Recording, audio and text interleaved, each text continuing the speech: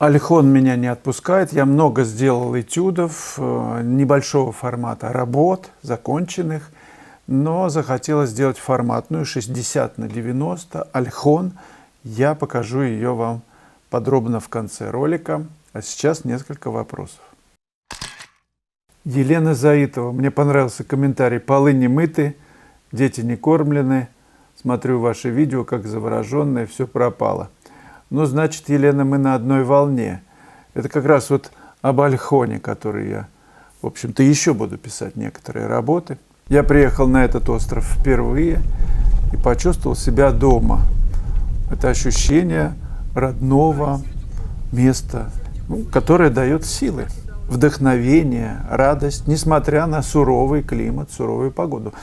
Там много солнечных дней в году, по-моему, 350, но ветер, ветра, даже плюс 5-10 выдувает все содержимое, так что довольно сложно там было работать, но пространство, которое открывается, горы, скалы, Байкал, это место подпитки, это место насыщения нас животворящей энергией. Диана Салацкая, галерист из Иркутска, галерея Диас, которая организовывала эту поездку, говорила, что на многие годы вперед вам обеспечено вдохновение. Я это почувствовал. И мне хочется работать, сделать несколько, таких знаковых, что ли, для меня сюжетов на эту тему. И я сделаю, потому что почувствовал себя нераздельно с этим пространством. Нет разделения. Ты и пространство, эти места, как будто бы одно. Фигура Адама. Один художник сказал, причем известный, что не надо, а нужно, не надо, а нужно писать на больших форматах. Не надо, а нужно. То есть не надо писать на больших форматах, а нужно писать на больших форматах. Но вот какая-то двойственность у меня, по крайней мере, по прочтению этого комментария. То ли надо, то ли не нужно. Но давайте я все равно скажу, что большой формат – большие ошибки. Малый формат – малый. Малый формат дисциплинирует. Он не дает возможность, нет возможности погрузиться в детали. Ты должен, вынужден обобщать все, сводить все до нескольких пятен. А в большом формате ты наоборот эти пятна там выкладываешь и начинаешь избирательно детализировать какие-то. Не все. И нужно почувствовать время, когда вы можете приступить к большому формату. Может быть, пройти несколько лет. Никто не посоветует, вы здесь сами себе хозяин, просто почувствуете. Сделайте на пробу большой и почувствуйте вообще, как оно. Удачно вы чувствуете, что удалось, чувствуете ли вы, что справились. Просто мысленно поставьте эту работу с теми работами на компьютере, я не знаю, рядом просто, чтобы они побыли картинками хотя бы на компьютере с теми мастерами, которых вы уважаете. Вообще они достойны висеть рядом, я не знаю, кого вы уважаете. С Коровиным, например. Вот. Вы с одинаковой любовью и без претензий смотрите на Коровинскую, например, работу и свою. Если есть претензии к себе, значит, пока рано большой формат. Нужно ковыряться с маленьким, пока не почувствуете вот эту силу. Владимир Шатеев. Вячеслав, вы постоянно упоминаете о сочинении цвета, используете широкую гамму оттенков всевозможных красок разных производителей. И хотелось бы знать, насколько комфортно и полновесно можно работать импрессионисту, используя только 5 красок. Будет ли это самодостаточным?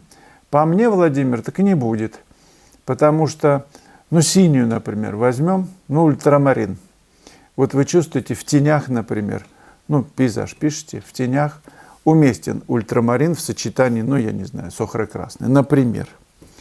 И смотрите, в тоне вы все взяли, теперь нужно сделать небо. Но не будете вы делать этим же ультрамарином в сочетании с чем? Если оно холодное, синее, но не ультрамарин синее, значит, нужен другой синий, да?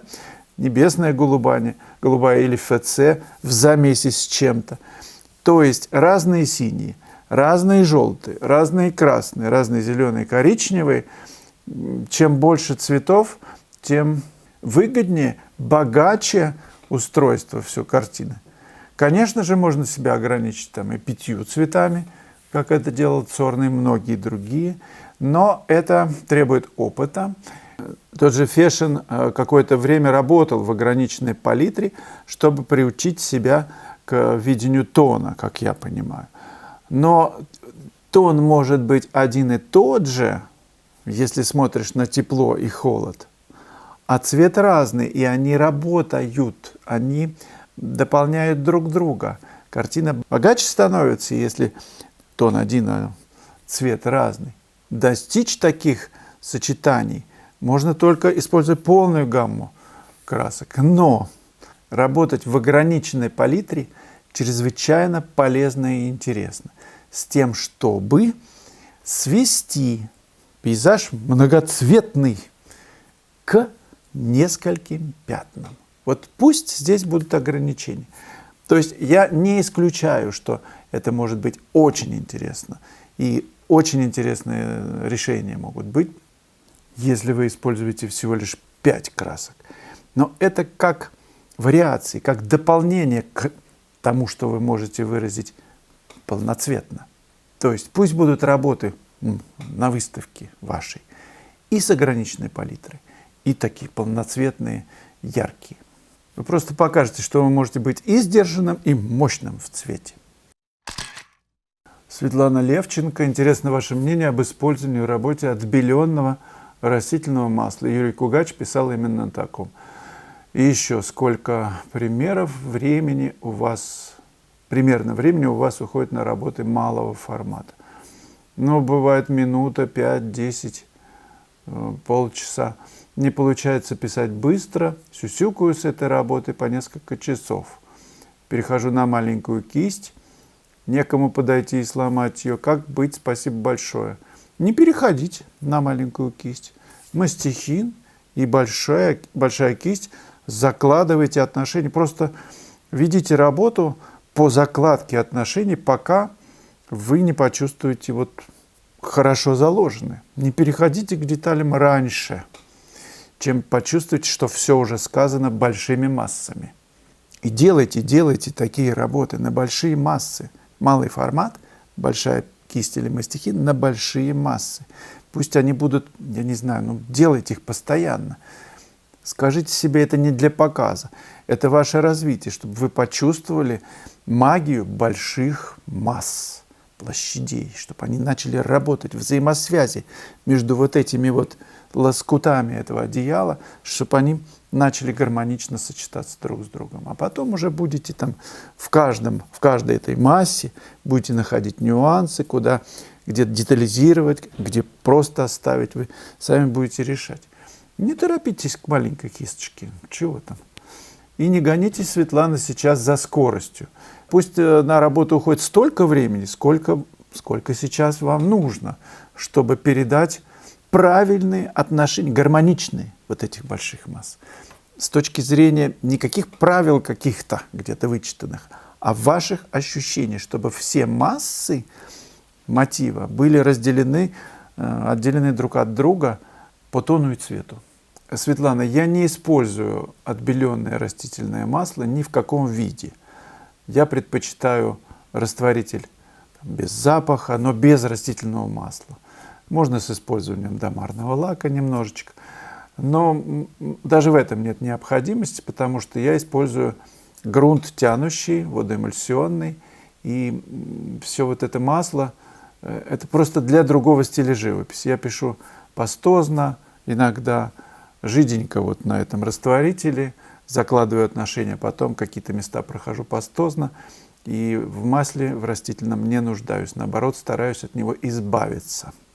Бывают такие тюбики, в которых льняного масла больше, чем нужно. Оно прям вытекает. Так что немножко иногда даже использую, просто на бумагу его выдавливаю, а потом уже на палитру. Бумага втягивает в себя излишки масла, и работать потом мне приятно. Я наслаждался осенним лесом. Небольшая прогулка.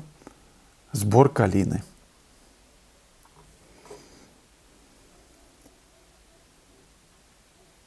Калина. Горький вкус. Очень полезный для моего организма. Лайки, комментарии, вопросы. Спасибо за поддержку канала. Он нуждается в развитии, так что не забывайте сделать свою работу тщательно. Нажмите кнопочку какую-нибудь. Нравится, например, если это так. Онлайн-школа живописи продолжает работать и для иностранных пользователей, и для российских. Посмотрите анонс для примера. Каждый урок снабжен таким видеоанонсом. Выбирайте. Весна в Гурзуфе. 32-й урок в моей онлайн-школе. Этюд на состояние. Малый формат. Серьезная тренировка на расфокусированное видение. Зачем вообще это нужно? Для того, чтобы не увязать в деталях. Для того, чтобы не пересчитывать листочки или какие-то другие объекты. Для того, чтобы живопись была целостной. Для этого мы берем небольшой формат, 15 на 20, например. Можно даже меньше, 13 на 18. И учимся, замечая тонкие нюансы в природе, класть их на холст, класть их или на картон. Причем можно мастихином или большой кисточкой. Размер кисти или мастихина тоже дисциплинирует. Он дает возможность мыслить широко, широкими массами. И тогда мы находим точное сочетание между ними. И этюд начинает работать, звучать. Еще обратите в этом уроке на разные касания инструмента. Это могут быть легкие, или сильные, или средние. В зависимости от касания и количества краски на инструменте, кисть или мастихин, зависит эффект. Урок очень важный, посмотрите его и не гонитесь за большими форматами. Их можно сочетать, и большой, средний, и обязательно маленький. Такие этюды писать быстро, но ценность их может быть выше, чем у большой работы. 32-й урок «Весна в Гурзуфе». Малый формат.